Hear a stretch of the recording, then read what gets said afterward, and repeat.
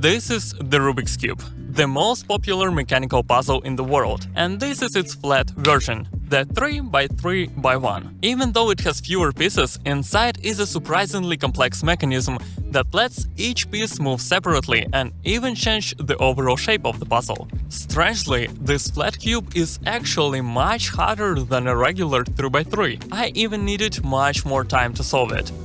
Big puzzle companies produce the 3x3x1 as a standard product, but here's something I've never seen before: a flat cube based on a 5x5x5. With so many pieces, its mechanism would be so complicated that squeezing it into a flat form seems impossible. Today I want to make something that doesn't exist yet: a fully functional 5x5x1 Rubik's Cube. The hardest part will be combining all 25 pieces so they not only hold together, but also turn independently on each side. Every Rubik's Cube has a central cross, and mine will too. The other parts, the ones not connected to the cross, will be held together with magnets placed in specific spots. Sounds like a plan. We start with the 25 identical cube pieces, but each one has a different number and placement of the magnets. I divided them into 6 main types. The first type has 2 magnets, the second has 3, the third has 4, the fourth has 2 magnets plus a hole for the cross, and the fifth also has 2 magnets, but with a through hole for the cross. And the sixth is, of course, the cross itself, with the central cube. I've marked each type on a diagram to see exactly how many of each I'll need to make. Now that we have a clear picture of the project, we move to the most difficult and most important stage – the engineering. Time to grab a calculator, fire up the spatial thinking and get to work. It's not just about the size of the puzzle, it's about precise calculations. I need to account for gaps between parts, printed tolerances, and exact placement of every key component. At this stage, I came up with a neat engineering trick to make building the pieces easier. My notes and calculations will serve as instructions for the next step – 3D modeling. Let's begin. I start with a square, 18 mm per side, and make it into a cube. This will be the base we'll shape into our puzzle pieces. I select and round the edges so it feels nice to hold. Then I draw a smaller square on the face and push it inward. I get a trapezoidal housing, the engineering trick I mentioned. Flipped around, it becomes a universal plug that both aligns pieces and holds a magnet. On the inside of the plug, I add a circular hole for the magnet. Another version of the plug has no magnet. It serves as an outer sticker piece for the puzzle. Do you still remember our first model?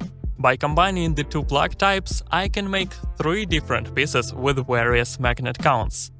Now it's time to model the cross and pieces with holes. This time I draw a circle in the cube's center and make it into a cylinder. Copy it for all 4 sides, and we get the cross.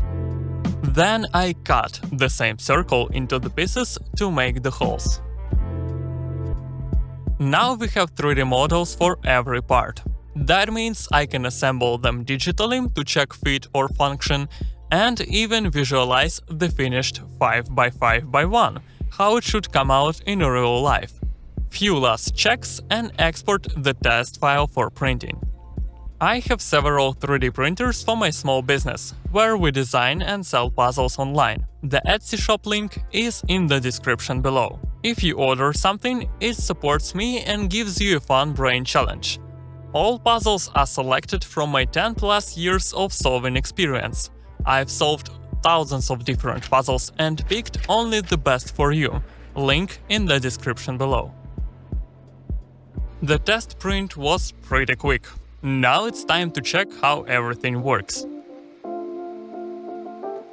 Put in plugs in the housings and they fit perfectly and hold tightly. That means it works correctly. They stay secure on the cross without blocking movement. This is where the magnets will go, and these are the magnets we will put into the puzzle. But here's the first issue. When I took the piece and tried to insert the magnet, I understood that the hole is too small and it won't fit.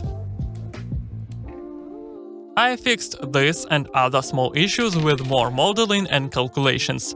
It took some time, but I had to make sure that everything will work out. After testing, I moved to final printing on my main 3D printer. It's a Bambolab H2D. Insanely precise, perfect for complex parts like these ones. I have it at home for the most difficult prints. Of course, we won't use all its potential, but nothing will be better for the precise models like our Rubik's Cube 5x5x1. So I prepared the 3D model for printing in a specific PC app, sent it to the printer and chose black plastic for the body of the puzzle. Loading the AMS system with a filament, which detects the plastic and feeds it to our printer, then it calibrates automatically and starts printing. I love watching each piece appear layer by layer. Do you like that too? Let me know in the comments. The prints came out perfectly. They fit just right, though 3D printer always needs some testing. Now let's assemble the puzzle. First, we sort all parts by type. We have our basic pieces, one with holes, one with a hole through, and the cross. Let's start with that. We'll glue the cross first, using strong but toxic adhesive. So we have to use some safety precautions for my mustache and hide it with a mask. Let's take our cup and turn it upside down. A few drops of our glue on the bottom. Then brush it onto the parts. And press them together.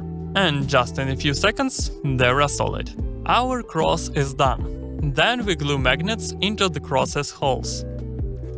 Drop of glue inside the hole of the cross and press in the magnet inside. And doing the same 3 more times. Once all the magnets are in the cross, adding another one to each magnet.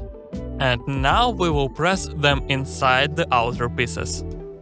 Brushing glue inside the cube, pressing them onto the cross and waiting for a bit.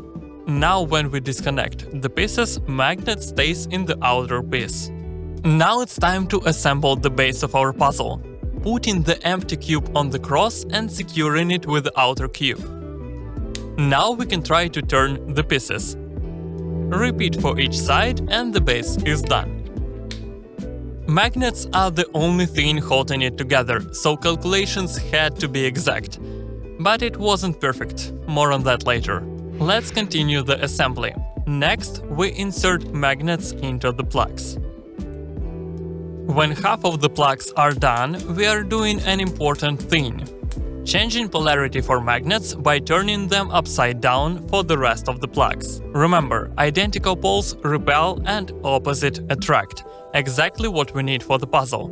Very important step that requires a lot of attention. For my convenience, it's better to keep plugs separately.